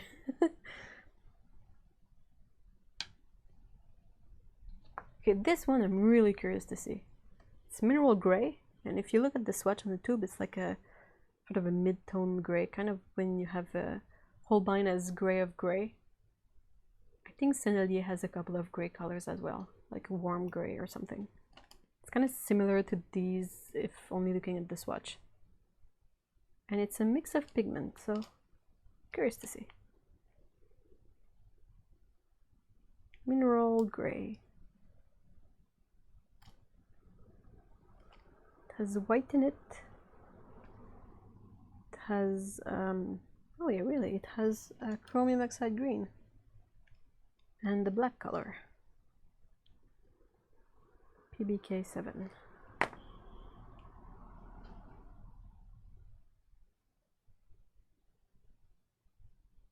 Yeah, and then I would have said indigo for that one. Seriously. It's beautiful though. I much prefer having this kind of hue for Payne's Gray than the more black gray Payne's Gray, because I don't tend to use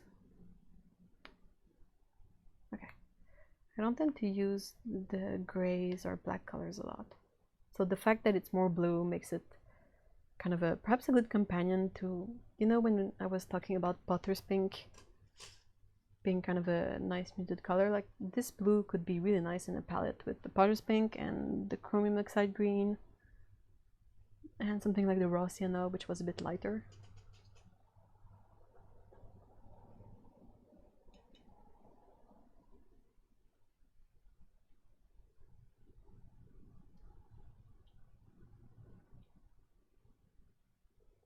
So this color has white. It's definitely going to be more opaque, but it's a really nice gray.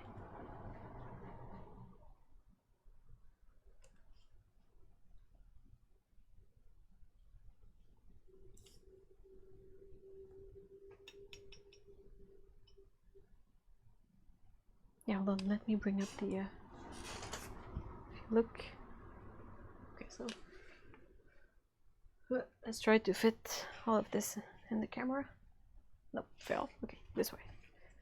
So basically, you have a pink there, you could have this blue, this yellow, and like this green perhaps. And you kind of have something interesting starting to happen. Kind of a more muted, soft color palette. Hey, only one tube left. Unbelievable.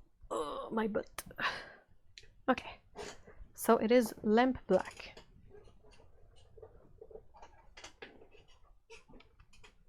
So I guess basically they sent me, well, no, it's not true, because I'm guessing some of the mixes use bone black made from burning bones. But it's almost as if they sent me like the vegan assortment. Oh, yikes. Okay, that made a small mess.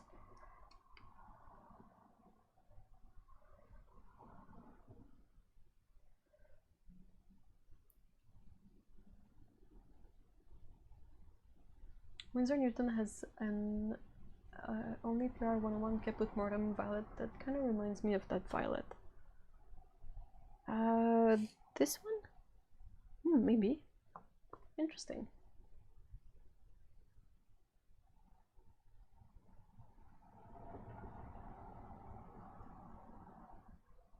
I love Potter's Pink, but would be interested to know what some of you use it for. I kind of, it really depends. Like if I would call it, for me it's more like an illustration color, unless you are using a reference that has a really similar color. Because there are so many ways to approach a painting that clearly some people are going to find use for certain colors, while other people have zero use for these colors, and the other way around. So you can definitely paint almost anything with a selection of 12 colors.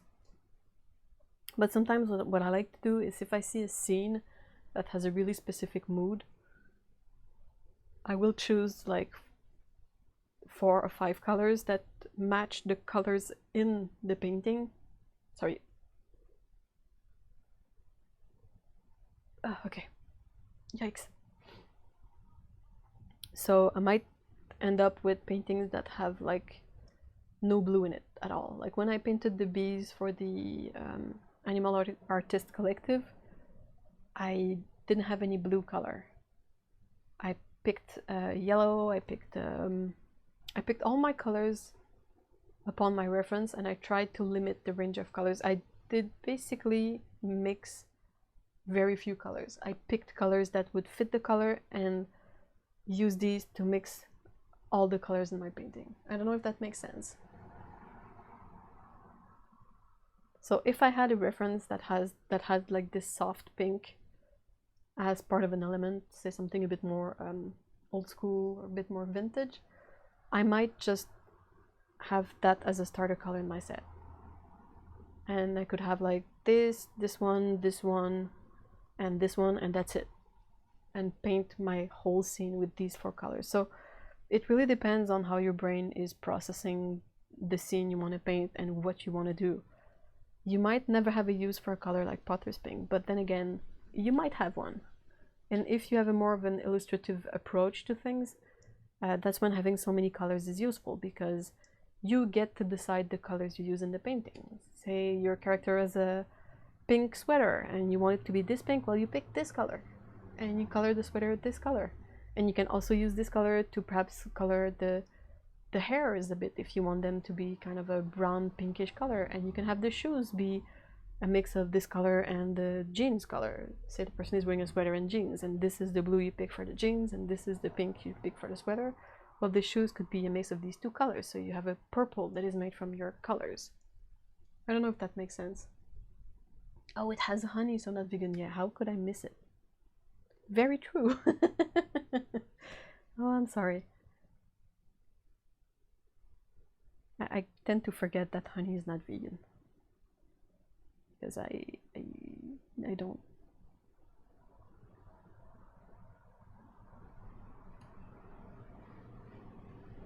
Oh, bye Zoe, thank you so much for being there. I hope you have a nice day. Nancy says, have you looked at Robax palettes? They are 12 diameters round, come with a carousel. They have an 85 well palette. Yeah, I've checked that out. It is definitely the largest palette I've seen, but that's kind of an issue for me because I'm very limited in space.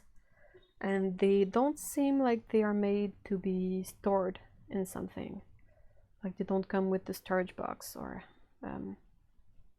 you know, a way to properly store them if you are not using them. So that's really an issue for me because I'm so limited in space, disk space and storage space.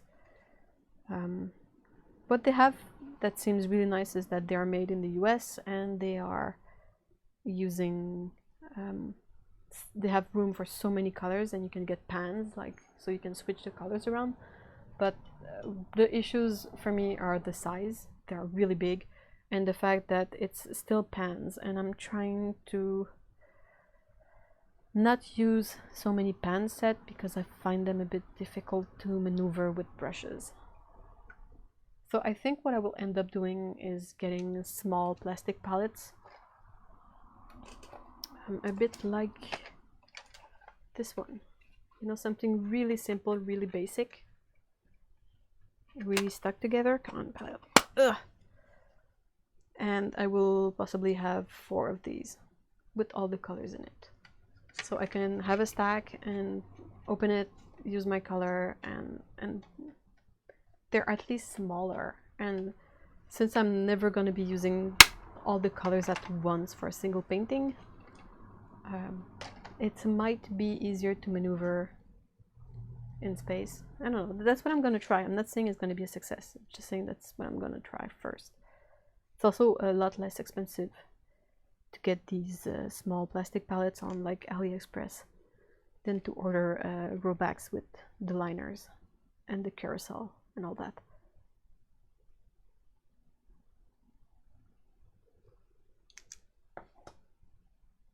Yeah, thank you, Grace. I was about to forget.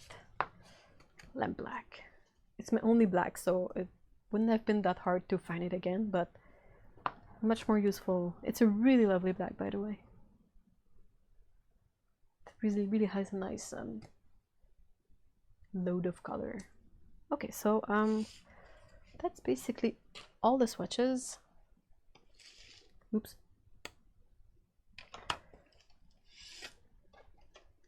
So that was how we ended up testing the paints.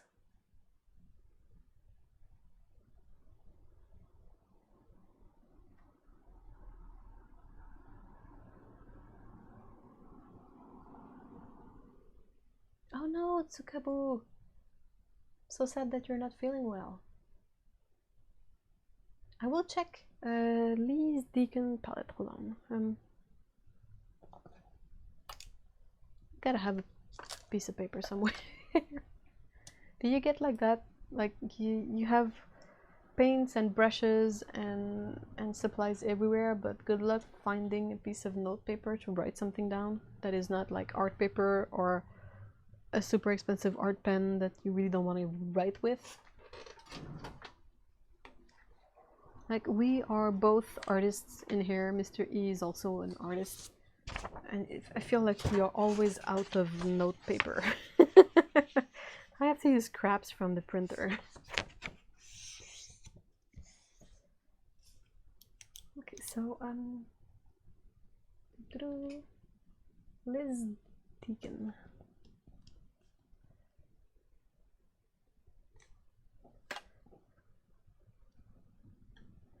Jackson's.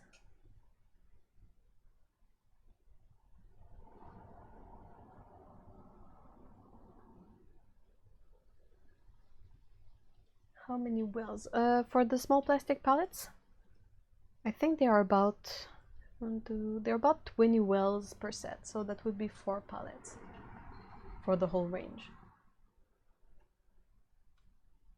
Since there is one palette that could be like the neutral colors like gray and black and all that, perhaps that one would even be less used than the other, like white, black, and grays in one.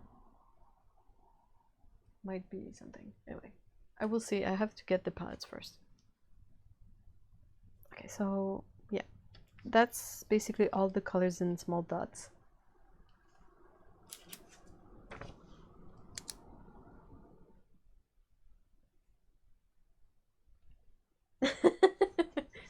Yeah, that's the thing, Zion.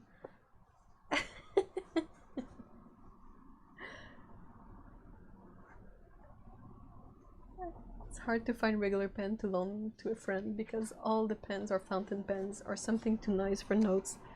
Exactly. It's the same thing. Like, I have to scrounge so much when I need to take down a phone call message. Usually I try to prepare in advance. I try to find a note paper and find a pencil and be all ready. But if they call and I'm not expecting it, it's always a scramble. Like, can you wait a moment? I need to find everything. Okay, hopefully I won't flip all that out. So, okay, this is the earth colors and neutrals, missing these trees, but probably black, black, black, and maybe a gray. So, yeah. It seems like the colors have kind of a small sheen when they dry.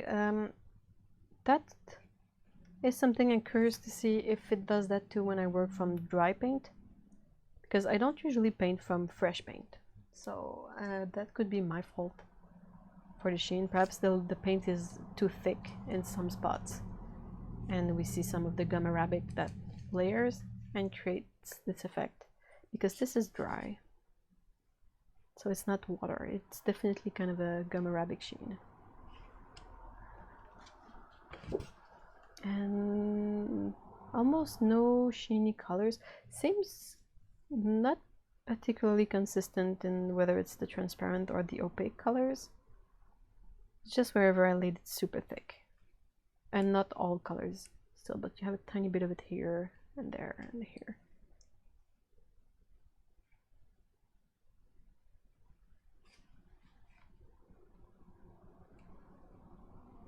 Oh no, it's the wildfires. Yikes. Aww.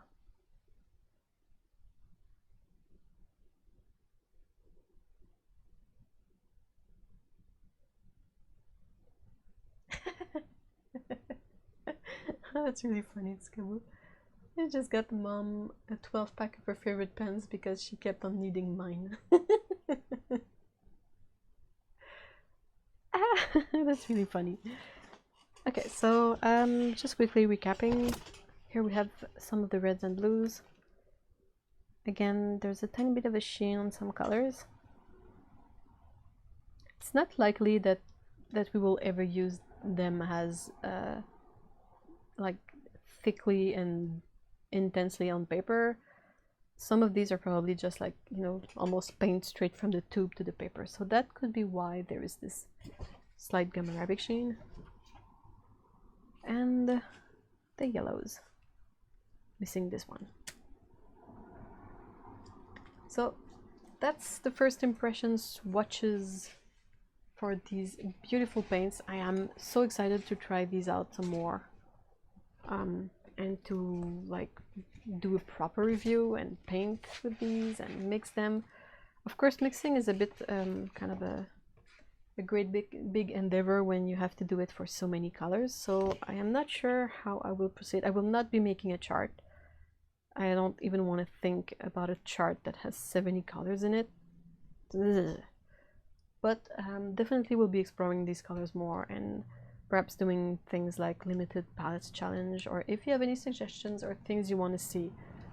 As always, feel free to ask them in the comments. I check the comments. I don't always have time to reply, but I check them all, and I will write down the ideas and they will inform me when I do my full-on review. I will discuss the palettes and you will see me perhaps reswatch these from the dry dots of paints because I don't want to waste these. So I might make a smaller charts with just like, you know, smaller areas of paint just to see how they will wet and so we can compare. Demo painting as usual.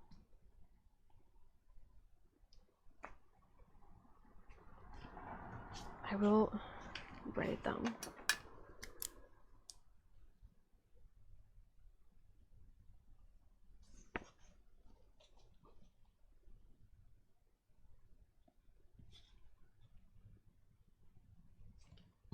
So that's basically it for the first impression of these paints. Only took 4 hours. Not that I mind. I absolutely don't mind. I hope you don't mind either. I hope we're all happy. The more paint there is, the happier I am. So, oh jeez, 2,400 mixes. Oh, whew. Can you imagine? Like it would have to be like a couple of imperial sheets glued together.